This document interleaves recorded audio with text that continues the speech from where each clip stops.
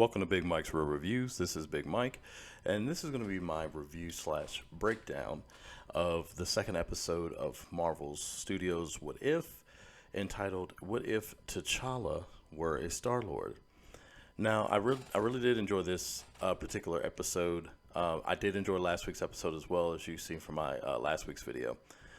This one was a bit different. I really enjoyed it. You know how Guardians of the Galaxy has quite a bit of comedy. And so this was more of that comedic episode.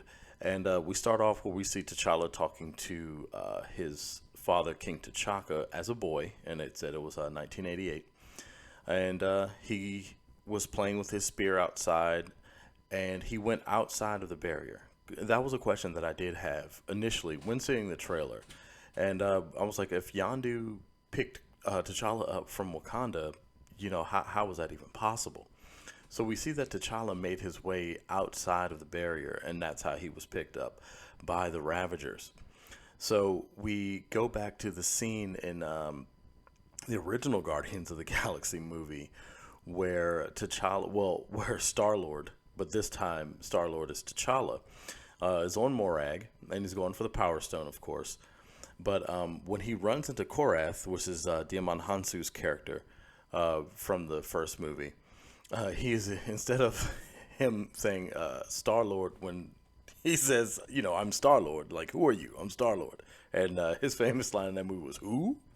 Well, he was a huge fan of T'Challa Starlord because T'Challa basically told stories of Robin Hood in the galaxy. So basically, he was robbing from the rich and giving to the poor.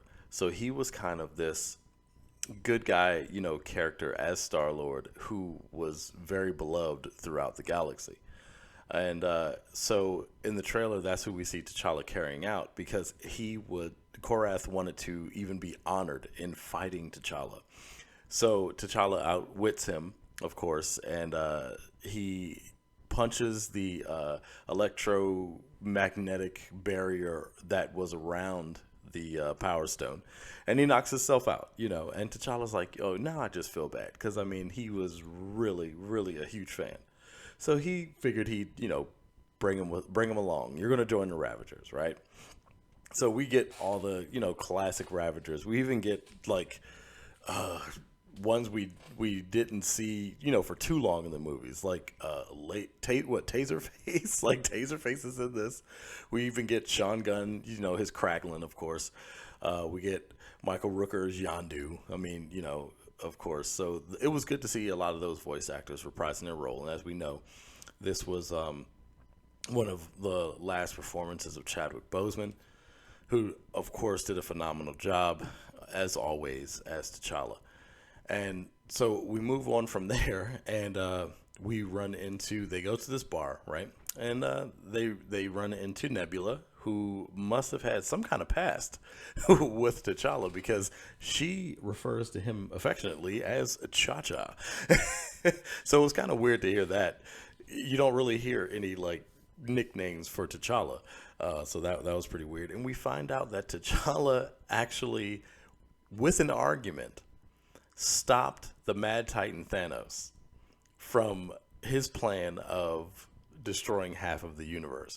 And it actually turned into a joke. He joins the Ravagers, and they joke about the Mad Titan Thanos and his genocide plan with the finger quotes, and he was convinced it wasn't, you know, genocide because it was random. He's like, no, it's random. You know, it's not genocide, it's random. So anyway, this is where we get to the meat of the story because Nebula, at this point, she wants T'Challa for this job, right? And the job, even Thanos has explained it this way, the Collector has kind of taken over as like the scourge of the galaxy. He was like, it was a power vacuum, and the Collector found his opening, and, you know, he went for it. So basically, at this point, he is the scourge of the galaxy that Thanos had not become in this universe.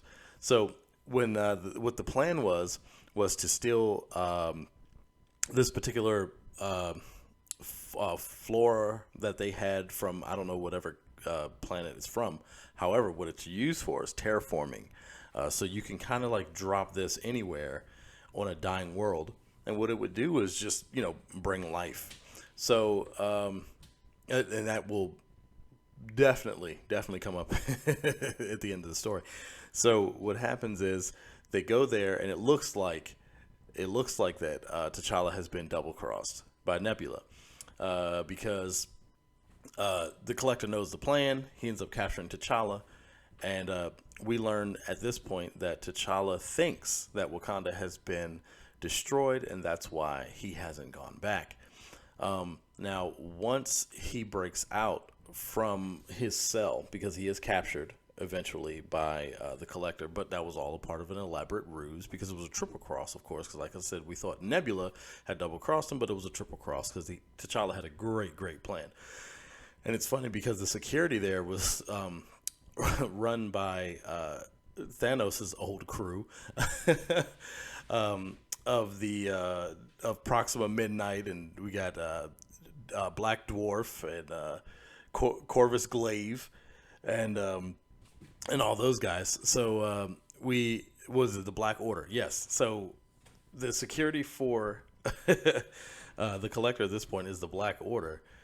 Like I said, the power vacuum, he kind of pretty much took over for Thanos, except he just doesn't want, world domination or whatever. So,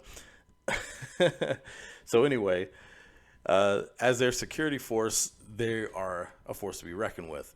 So in this whole plot to break T'Challa out, and he actually finds an old Wakandan ship because his father, T'Chaka, had been looking for him. So the Collector, at this point, like I said, he wanted T'Challa. T'Challa breaks out. And at this point, they get into a fight with Yondu and T'Challa versus the Collector. And, oh man, we saw all kinds of things here in the Collector's arsenal. He used Korg's arm, because he referred to it as a very chatty Cronin that he got this arm from. So it's pretty sad to find out that Korg, being as nice as he is, lost an arm to the Collector. And he also used Hela's headpiece or headdress, and apparently that is what's used to conjure the dark weapons that she uses, as the Collector called them, necro weapons.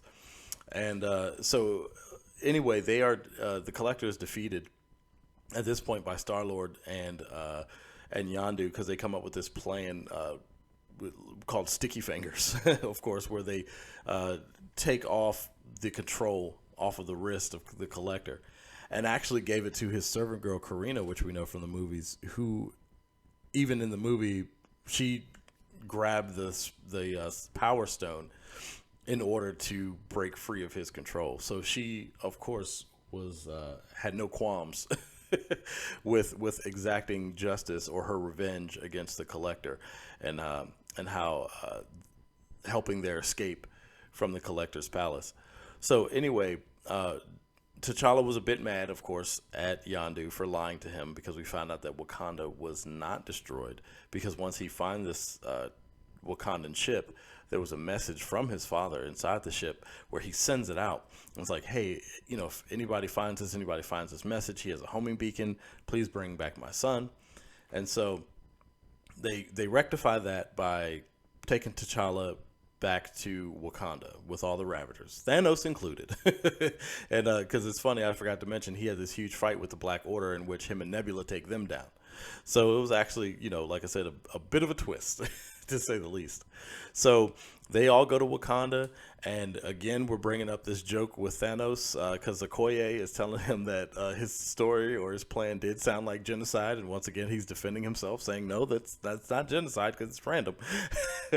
So it's funny how this has just turned into this huge joke about Thanos' genocide plans in this particular universe. But overall, yeah, I really enjoyed this episode. I think I'd give this one probably 8.5 out of 10. I really enjoyed it. I'm really enjoying What If. I love the Elseworld stories. I always have, and I can't wait to see what's next to come. So at this point, with that being said, this is going to bring this video to a close, and I'll see you next time. I'd love to hear your thoughts in the comments down below. And if you haven't already, click that subscribe button. And if you're feeling extra generous, give this video a like. It's much appreciated. And don't forget to hit that bell to be notified of all my latest content. And once again, thanks for watching and see you next time.